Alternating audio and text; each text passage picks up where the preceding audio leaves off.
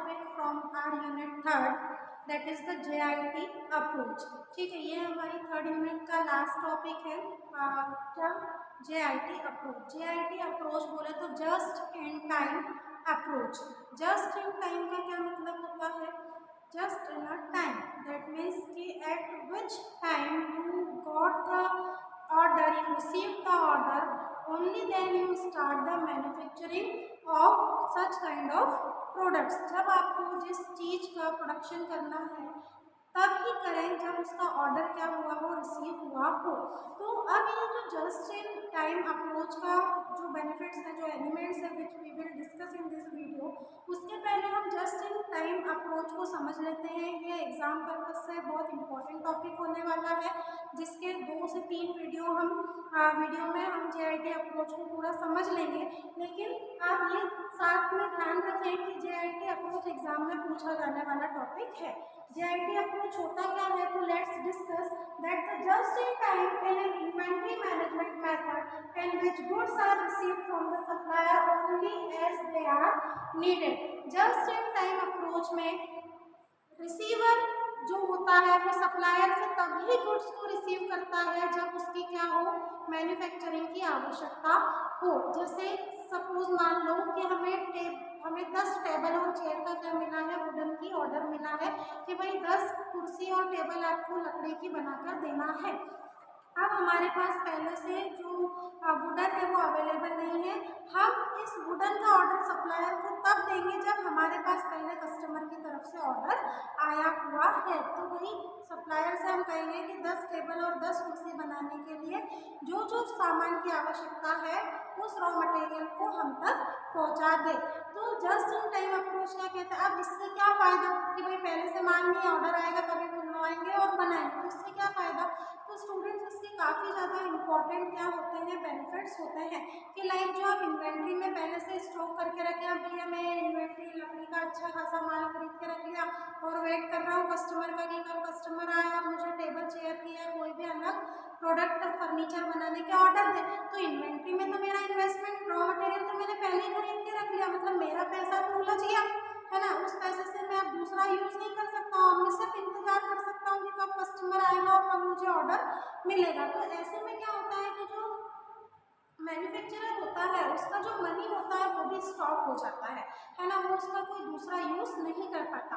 लेकिन उसका कितना अच्छा एक सॉल्यूशन निकला कि भाई जब ऑर्डर आएगा तभी हम आगे से माल बुलवाएंगे और फिर मैन्युफैक्चरिंग उसकी क्या करेंगे, स्टार्ट करेंगे। इसीलिए यहाँ पर क्या लिखा हुआ है, इन्वेंट्री मैनेजमेंट मेथड है। जस्ट इन टाइम जो अप्रोच है वो एक इन्वेंट्री मैनेजमेंट का मेथड है कि अननेसेसरी, बिना आवश्यकता कि आपको किसी भी तरह का इन्वेंट्री स्टॉक कच्चा माल पहले से रखने की जरूरत नहीं है। तो ये इन्वेंट्री मैनेजमेंट का एक मेथड है जिसके through goods are received from supplier, उस गुड्स को तभी रिसीव किया जाता है जब उसकी क्या होती है, आवश्यकता होती है। अगर हमें 10 टेबल चेयर का ऑर्डर नहीं मिला है तो हम सप्लायर को भी आगे ऑर्डर प्लेस नहीं करेंगे। ये सिर्फ मैं एक एग्जांपल से वुडन का बताया, ऐसी बड़ी बड़ी इंडस्ट्रीज होती हैं और जैसे सभी में प्रोडक्शन होता है हमको पता है, तो वो production as per the order होता है। और पहले से इंडस्ट्रीज, बहुत सारी इंडस्ट्री होती हैं जो JIT अप्रोच को फॉलो नहीं करती हैं या JIT अप्रोच को नहीं मानती हैं, क्योंकि उनके जो गुड्स होते हैं वो डेली बेसिस पर डिमांडेड होते हैं। लेकिन कुछ कंपनीज ऐसी होती हैं, कुछ इंडस्ट्रीज ऐसी होती हैं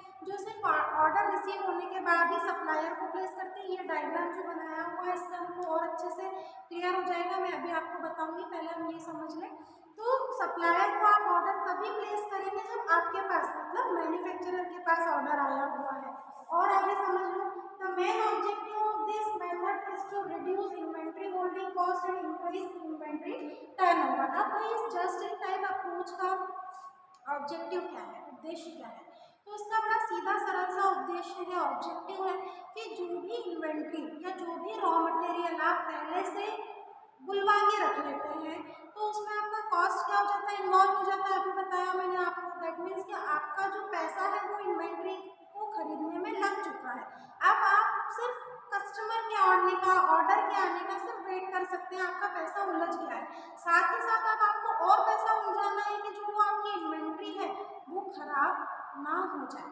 दैट मीन्स उस इन्वेंट्री की देख रेख करने के लिए, उसका ध्यान रखने रखने के लिए, उसको डिस्ट्रॉय होने से बचाने के लिए भी अब आपको कॉस्ट क्या करनी पड़ रही है, लगानी पड़ रही है ना। उसकी जो इन्वेंट्री हैंडलिंग कॉस्ट होती है, इन्वेंट्री के रख रखाव की जो लागत आती है, उसके लिए भी आपको पैसा क्या करना पड़ रहा है, मैन्युफैक्चरर को खर्च करना पड़ रहा है। दैट मीन्स कि मैन्युफैक्चरर के ऊपर डबल मार कि इन्वेंट्री लेकर रख लिया, उसमें आपका इन्वेस्टमेंट हो गया।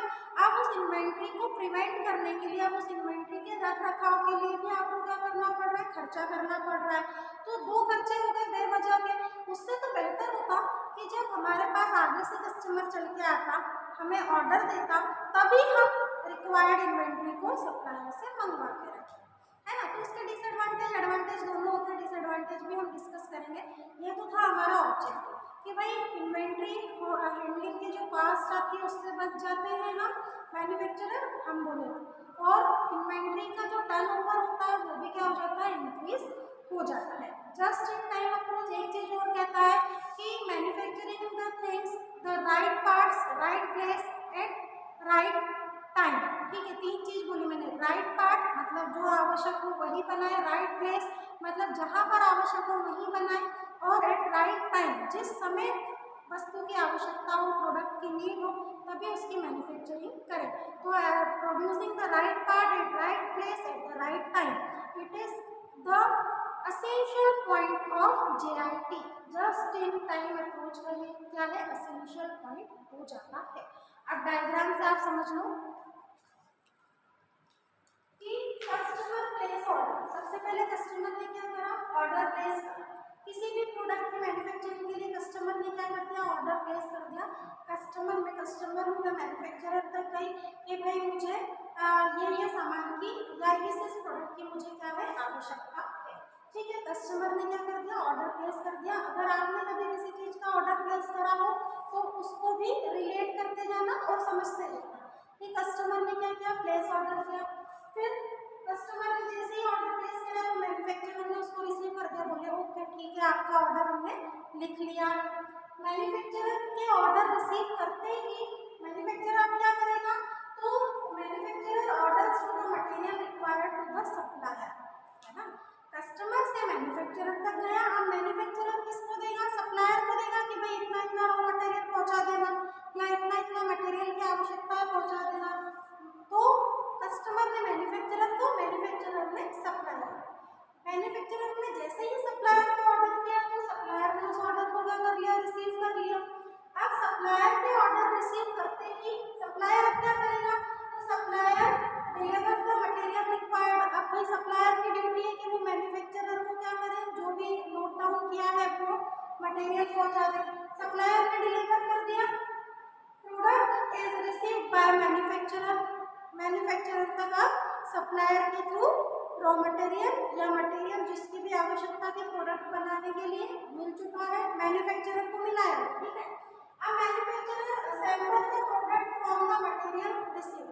अब मैन्युफैक्चरर क्या करेगा कि जहाँ जहाँ से भी उसने मटेरियल मंगवाया है उसको क्या कर लेगा, असेंबल कर लेगा। जैसे मैं टेबल चेयर की बात कर रही थी आपसे, तो टेबल चेयर के लिए वुड की आवश्यकता है, एक सप्लायर का ऑर्डर।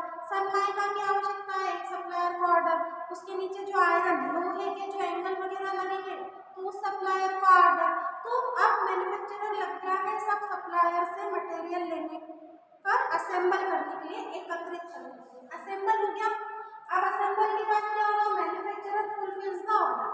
अब मैन्युफैक्चरर फुलफिल करेगा ऑर्डर जिस कस्टमर से मिला हुआ था, and then last customer receive the product. मतलब कस्टमर को प्रोडक्ट अब मिल गया। यहाँ से कस्टमर ने ऑर्डर डाला था, इतना प्रोसेसिंग हुआ और फाइनली कस्टमर को प्रोडक्ट मिल गया। अब इससे हम क्या सीखे, इससे हम ये सीखे कि जो इन्वेंट्री मैनेजमेंट की मेथड है वो बहुत बेहतरीन ढंग से यहाँ पर कंप्लीट हुई, बिना किसी एक्स्ट्रा चार्ज के, बिना किसी एक्स्ट्रा इन्वेस्टमेंट के। ठीक है, बिना किसी ज़्यादा खर्चे के आपको क्या मिल गया, ऑर्डर मिल गया, और बहुत बेहतरीन ढंग से आपने उसको क्या कर दिया, फुलफिल भी कर दिया। दैट मीन्स जो कस्टमर की डिमांड थी आपने उसको eight the right time you fulfil. जो मैन्युफैक्चरर है उसने उसको क्या कर दिया, फुलफिल भी कर दिया। तो just in time that means producing the right part eight the right place eight right time. ये जस्ट इन टाइम अप्रोच का एक बेसिक सा फंडा होता है। इसके साथ साथ ऑब्जेक्टिव इन्वेंट्री को मैनेज करना, इन्वेंट्री हैंडलिंग कॉस्ट को रिड्यूस करना, है ना। और अगला क्या पढ़ा हमने कि which codes are received from the supplier which are needed. सिर्फ सप्लायर से, अब यहाँ पर सप्लायर से जो हमने ऑर्डर दिया था तो सप्लायर को हमने वही ऑर्डर दिया था जिसकी नीड कस्टमर को थी। अननेसेसरी हमने दूसरा प्रोडक्ट कुछ भी नहीं मंगवाया, हमने सिर्फ वही मटेरियल मंगवाया है जिससे हमको मैन्युफैक्चरिंग करनी है और कस्टमर को प्रोडक्ट डिलीवर करना है। तो ये होता है स्टूडेंट जस्ट इन टाइम। अब इसके एलिमेंट्स पढ़ लीजिए। तो there are only 3 elements of just in time which is the important just in time manufacturing. Just in time element जो डेफिनेशन से हमने रिसीव किया हुआ है कि इसका जो बेसिक तत्व है, जो एलिमेंट है, वो क्या है कि जस्ट इन टाइम मैन्युफैक्चरिंग। जब ऑर्डर रिसीव हो then only you have to start the manufacturing goods, तभी आपको गुड्स की प्रोडक्ट्स की मैन्युफैक्चरिंग स्टार्ट करनी है। अगला एलिमेंट कहता है total quality management.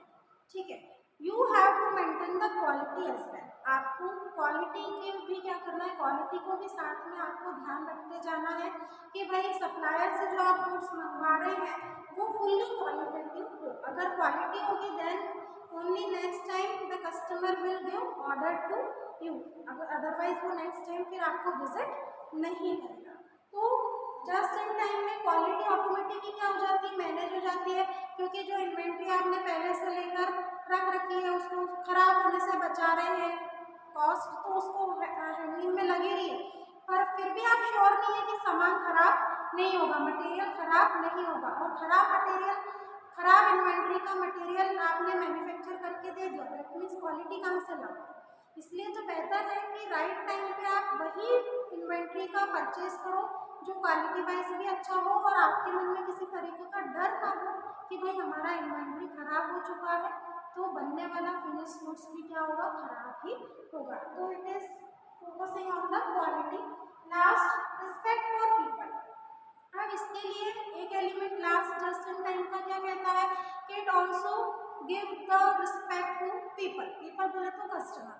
Just in time में आप कस्टमर को जब क्वालिटेटिव प्रोडक्ट दे रहे हैं जिसकी उसको डिमांड है, उस प्रोडक्ट को आप राइट टाइम पे फुलफिल कर रहे हैं, that means here you are showing the respect towards the employer, sorry customer और पीपल। यहाँ पर आपका एक रिस्पेक्ट शो हो रहा है आपके कस्टमर के लिए और पीपल के लिए जिन्होंने भी आपको ऑर्डर क्या किया हुआ है, प्रोवाइड किया हुआ है। तो जस्ट इन टाइम अप्रोच से ये सारी चीज़ें बाहर निकल के आती हैं कि भाई जब भी आपको मैन्युफैक्चर, या suppose you are the businessman at the time, अगर आप मेरा वीडियो देख रहे हैं, सुन रहे हैं और अगर आप भी किसी बिजनेस में इन्वॉल्व है या आपका भी किसी चीज़ का मैन्युफैक्चरिंग का बिजनेस है, तो just in time approach you can adopt. आप जस्ट इन टाइम अप्रोच को क्या कर सकते हैं, अडॉप्ट कर सकते हैं और उससे जो होने वाले बेनिफिट्स हैं वो ऑटोमेटिकली आपको ही क्या होंगे, देखने को मिलते रहेंगे कि भाई जस्ट इन टाइम अप्रोच को अडॉप्ट करने के बाद, या जो बड़ी बड़ी इंडस्ट्रीज होती हैं जो जस्ट इन टाइम अप्रोच पर काम करती हैं,